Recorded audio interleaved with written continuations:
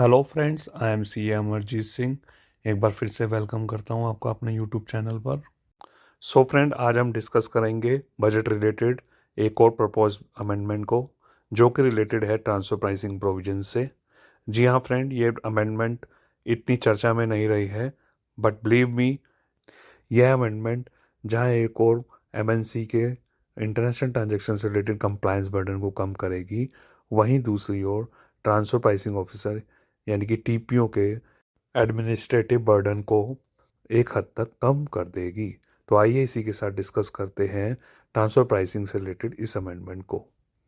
आइए सबसे पहले मेमोरेंडम की हेल्प से इस अमेंडमेंट को समझते हैं।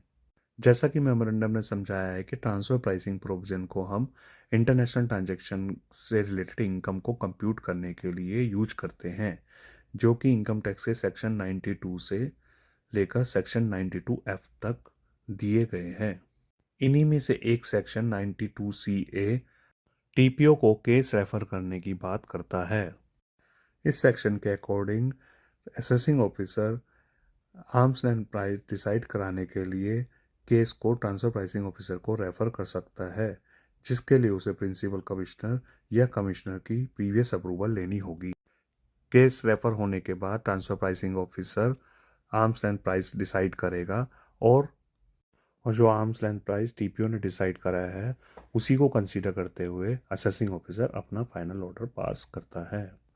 अब फ्रेंड्स, इन मैनी केसेस क्या देखा गया है कि जो international transaction transfer pricing officer को रेफर की जाती है वो ईयर टू ईयर सिमिलर ही रहती है, यानी कि उस ट्रांजैक्शन से रिलेटेड हर ईयर में सेम फैक्ट होते हैं, सिमिलर ही एसोसिएटेड एंटरप्राइजेज होती हैं और क्वांटम भी या प्रोपोर्शनेट अमाउंट भी ऑलमोस्ट सेम ही रहती है।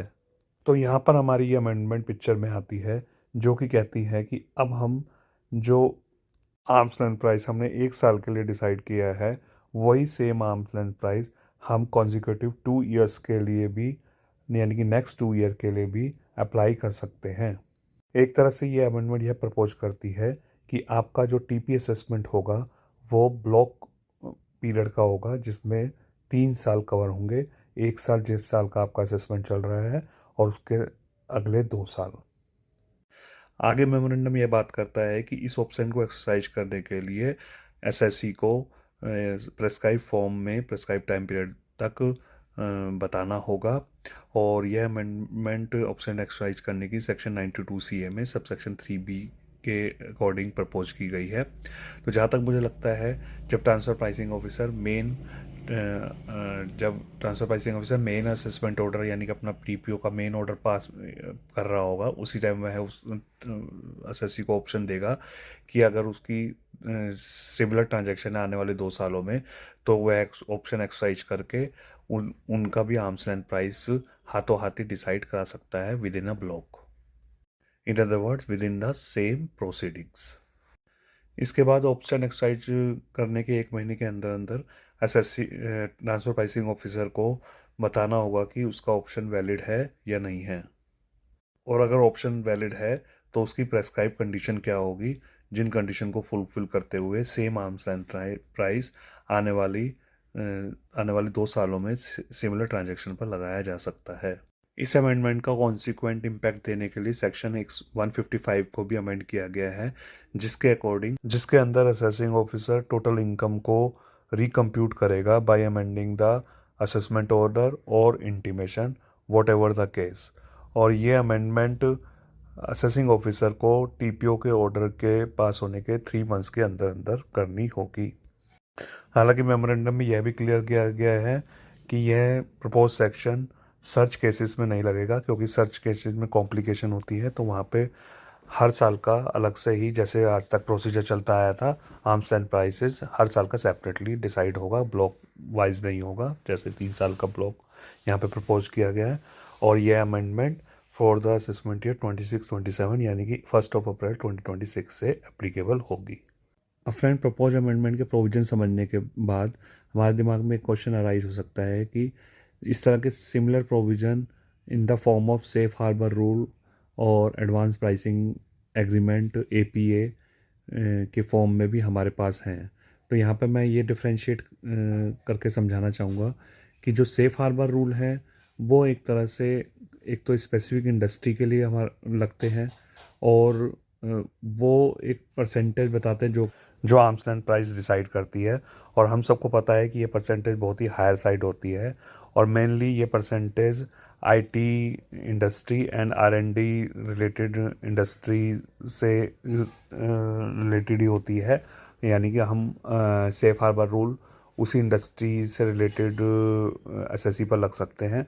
लेकिन अब ये नया कॉन्सेप्ट हर प्रकार के एसएससी पे एप्लीकेबल होगा, और जो आर्म्स लेंथ प्राइस उसने अपनी स्टडी के अकॉर्डिंग डिसाइड किया है वही आर्म्स लेंथ प्राइस उसके आने वाले 2 सालों में सिमिलर ट्रांजैक्शन पर वो अप्लाई कर पाएगा, अगर वो टीपीओ के सामने ये ऑप्शन एक्सरसाइज करता है। In the same manner advance pricing agreement जो होता है वो हम सब लोगों को पता है कि वो सीबीटीटी लेवल पे हमें एप्लीकेशन लगानी पड़ती है, जिसकी कॉस्टिंग इन लैक्स आती है, इसलिए वो बड़ी ट्रांजैक्शन पे ही एप्लीकेबल हो पाता है। सो अब ये जो नया कॉन्सेप्ट है ये स्मॉल एसएससी के लिए भी एप्लीकेबल होगा, और वो सिमिलर ट्रांजैक्शन की कंप्लायंस कॉस्ट को इस प्रोविज़न की हेल्प से काफ़ी हद तक कम कर सकते हैं। हालांकि टीपी स्टडी बनाना और 3CB फॉर्म को फाइल करना एज इट इज चलता रहेगा, क्योंकि उससे रिलेटेड प्रोविज़न को चेंज नहीं किया गया है। केवल इतना कहा गया है कि हर साल में जो रेफरेंस किया जाता था ट्रांसफ़र प्राइसिंग ऑफिसर को, वो रेफरेंस नहीं किया जाएगा अगर सिमिलर ट्रांजैक्शन है।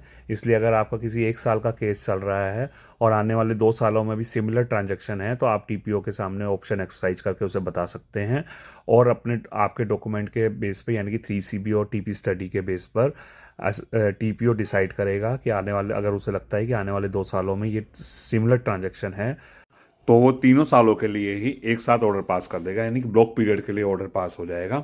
इस तरह से जो बार बार टीपीओ को रेफरेंस किया जाता था उस कॉस्ट को कंप्लायंस कॉस्ट को कम किया जा सकता है, और आने वाले 2 सालों में आपके ट्रांसफ़र प्राइसिंग केस को रेफ़र नहीं किया जाएगा, और अगर बाई चांस ऑलरेडी रेफ़र हो चुका है तो उसको विड्रॉ कर दिया जाएगा। तो सिमिलर ट्रांजैक्शन के लिए, अगर सिमिलर ट्रांजैक्शन ही है आने वाले 2 सालों में, तो कोई भी केस की रेफरेंस ट्रांसफ़र प्राइसिंग ऑफिसर को नहीं की जाएगी। अगर इसके अलावा कोई और ट्रांजैक्शन आती हैं तो उसके लिए केस को रेफ़र किया जा सकता है। सो होप आप सभी को वीडियो पसंद आई होगी। इसी के साथ मैं अपनी प्रेजेंटेशन को कंक्लूड करता हूँ। धन्यवाद।